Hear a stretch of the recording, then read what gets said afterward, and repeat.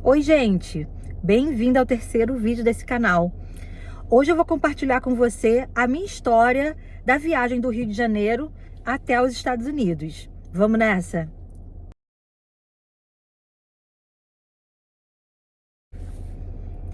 Embora não tenha sido a minha primeira viagem internacional, essa foi a minha primeira viagem fora da América Latina. Então foi um pouco assim estressante emocionalmente, digamos, né?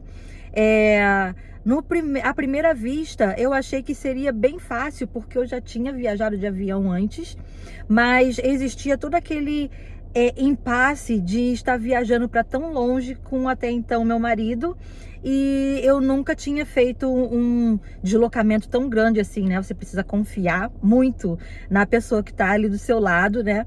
Para você se deslocar. E para começar esse vídeo, eu preciso colocar todo um contexto aqui, tá? Quando eu decidi que eu iria me mudar mesmo, né, para os Estados Unidos, eu passei alguns meses ali juntando dinheiro.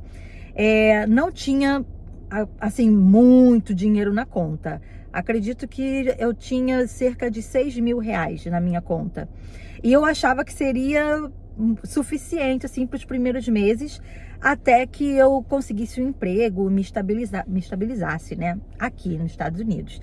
Todo mundo sempre dizia, né, nos vídeos que eu assistia no YouTube, eu vi as pessoas dizendo que era muito fácil conseguir emprego, que chegavam num dia e no dia seguinte já estavam trabalhando, e eu me encantava com aquilo, acreditei bastante naquilo que os influencers no Facebook, no Facebook também, mas principalmente no YouTube, mostrava, né, aquela vida, aquela diferença de vida maravilhosa. Eu queria tudo aquilo pra mim, né? E assim, bem, para não pular etapas, eu não vou adiantar o que aconteceu, mas vou contar o do dia que o meu esposo chegou, né, para me buscar lá no Rio de Janeiro. Nós já havíamos combinado, né, algumas semanas antes dele vir me buscar, dele ir até o Rio de Janeiro para me buscar. Eu não queria ter que fazer todo o deslocamento sozinha, já prevendo que poderia ser um tanto estressante, né? E aí no dia que ele chegou, ele já me avisou: olha, o orçamento para viagem não é muito grande, então o gasto com alimentação ou com qualquer outra coisa extra vai ser bem limitado. Ali minha anteninha já subiu, né? Eu falei: opa, eu tô sentindo alguma coisa estranha aqui. Mas mesmo assim, né, eu venho de uma família super simples, então já estava acostumada a ter algumas limitações, assim, não era uma grande coisa para mim não parar num restaurante para fazer uma grande refeição ou coisa assim. Para mim, se nós pudéssemos ir no supermercado, colocar algum biscoitinho, um suquinho, uma água dentro da mochila, eu já estava feliz da vida, sabe? E aí, a segunda coisa que ele me falou olha, a nossa passagem, ela é de São Paulo para os Estados Unidos, até porque na época que eu viajei, era uma época de pandemia, e o aeroporto do Rio de Janeiro tinha parado completamente, estava tudo fechado, tá? Assim, era quase o finalzinho de pandemia, então legalmente, assim, nós não poderíamos estar viajando, mas o aeroporto de São Paulo ainda estava operando alguns voos. Então, o que nós fizemos? Na época, eu usava muito a companhia de ônibus, a Buser, para poder ir para São Paulo e ficar nessa ponte Rio-São Paulo, né? E pegava sempre umas passagens muito baratinhas. Às vezes eu pegava de 50 reais, 30 reais, 60 reais. Então era assim, bem em conta mesmo. E aí eu dei essa ideia para ele. Falei: olha, o que a gente pode fazer, em vez de nós pegarmos um Uber ou alugar um carro pra gente ir, seria melhor pra gente salvar dinheiro e de ir com a Buser, né? Que seria 100 reais de nós dois, talvez uns 120 ali com umas taxazinhas extras, né? Taxa de embarque. E a gente vai no mercado, a gente coloca alguma coisa na mochila. Enfim, comecei a colocar trazer um monte de solução, né? E assim nós fizemos. Eu já fui lá no site, já estava acostumada a comprar pelo site. Comprei as 2 passagens de ônibus do Rio para São Paulo. E eu vi que o nosso voo ele estaria previsto para o dia seguinte. Então nós chegaríamos em São Paulo numa sexta-feira à noite. À noite quase de tarde quase à noite, tipo 6 horas da tarde. E o nosso voo estava previsto para o dia seguinte, na parte da manhã, por volta das 5 horas da manhã. E aí o que eu fiz? Eu reservei um hotel, né? Um bom hotel, bem pertinho do aeroporto, né? Pra gente conseguir dormir, tomar um banho, não ficar assim. A gente já estava numa viagem econômica, mas não precisava ficar na humilhação de ter que ficar ali da noite até o outro dia de manhã no aeroporto, né? E aí eu reservei um hotel, comprei a passagem baratinha, reservei um hotel legal, bem pertinho do aeroporto, né? Já reservei com o próprio hotel a van que nos levaria, né, fazer esse translado do hotel para o aeroporto, né? Já estava tudo esquematizado. E arrumei minhas malas, né? Partimos para São Paulo. A partir dali começou o embate, porque aparentemente parecia que o meu então marido queria que eu desistisse da viagem.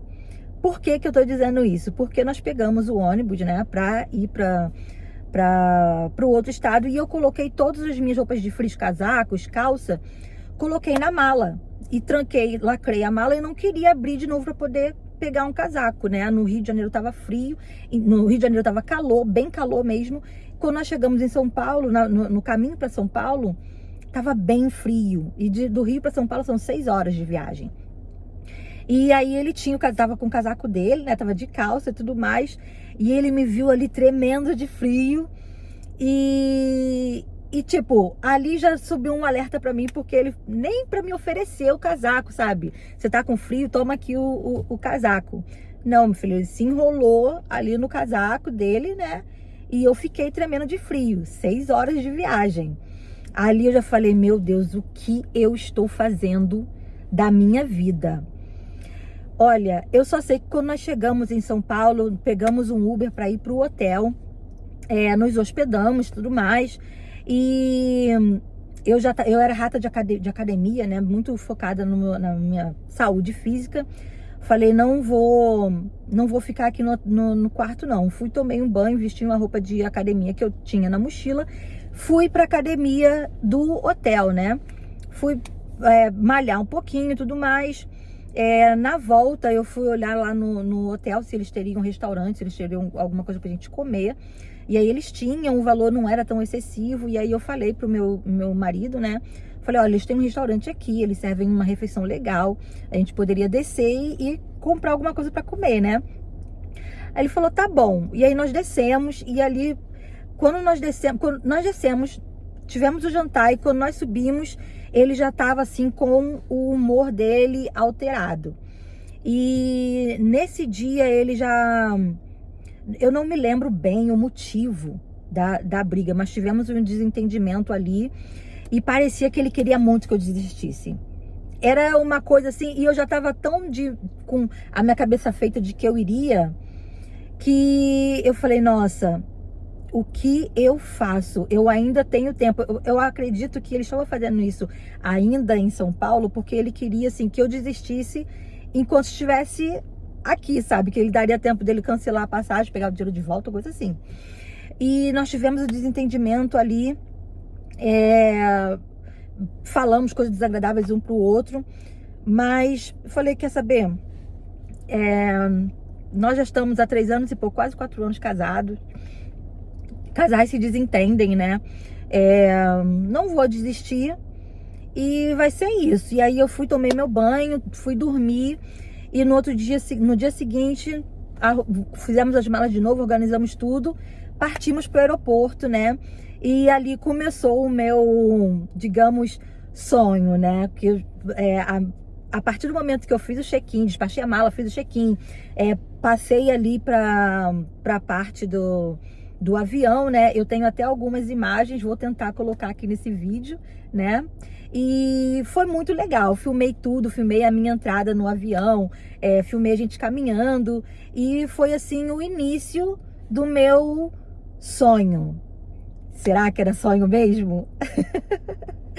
E no próximo vídeo eu vou contar para vocês como foi a minha chegada até os primeiros, talvez 2 meses de Estados Unidos, tá bom?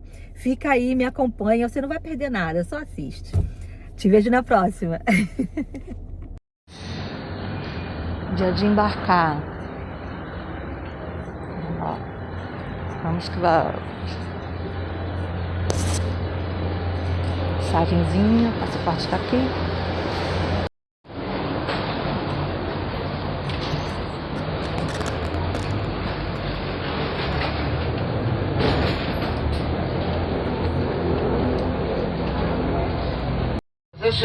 With the exceptions of cell phones that must be in airplane mode. Also, we'd like to inform you that it's a federal law the use of masks during all phases of